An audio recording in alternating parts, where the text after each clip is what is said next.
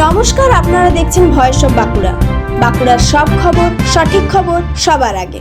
লাল মাটির বাঁকুড়া থেকে উঠে এসে যিনি বদলে দিয়েছিলেন ভারতের ভাস্কর্যের ভাষা, যার হাতের ছোঁয়ায় সিমেন্ট আর কংক্রিটও যেন প্রাণ পেয়েছিল, আজ সেই কিংবদন্তি শিল্পী রামকিঙ্কর বেইজের জন্মদিন। 1906 সালের 25শে মে বাঁকুড়ার বেলিয়াতোড়ের যুগিপাড়ার এক দরিদ্র পরিবারে জন্মগ্রহণ করেন রামকিঙ্কর বেইজ।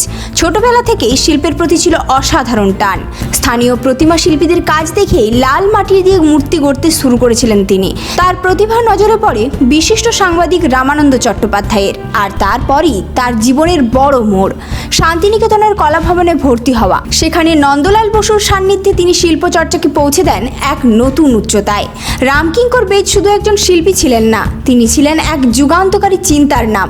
প্রচলিত ধারা ভেঙে সাধারণ মানুষের জীবন, সাঁওতাল সমাজ, প্রকৃতি আর শ্রমজীবী মানুষের গল্পকে তিনি তুলে এনেছিলেন নিজের শিল্পে।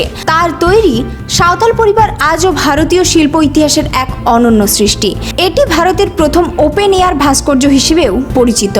এছাড়াও কলের বাসি, যক্ষযক্ষী, সুজাতার মতো অসংখ্য কাজ আজও শিল্পীপ্রেমীদের মুগ্ধ করে।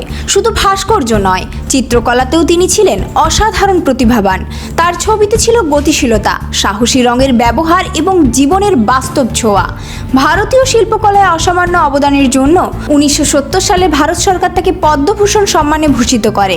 1980 সালে 2রা আগস্ট তিনি শেষ নিঃশ্বাস ত্যাগ করেন, কিন্তু আজও তার সৃষ্টি, তার চিন্তাভাবনা এবং তার শিল্পকর্ম বেঁচে আছে কোটি মানুষের মনে। বাঁকুড়ার মাটি সেই সাধারণ ছেলেটি আজ বিশ্বজোড়া শিল্পজগতের এক উজ্জ্বল নাম। রামকিঙ্কর বেইজ শুধু একজন শিল্পী নন, তিনি বাংলার ও ভারতের গর্ব। রামকিঙ্কর বেইজের জন্মদিনে ভয়েস অফ বাঁকুড়ার পক্ষ থেকে তাকে জানায় আন্তরিক শ্রদ্ধা ও কুর্নিশ। এই ধরনের গুরুত্বপূর্ণ খবর সবার আগে পেতে আমাদের চ্যানেলটি সাবস্ক্রাইব করুন আর ভিডিওটি শেয়ার করতে ভুলবেন না।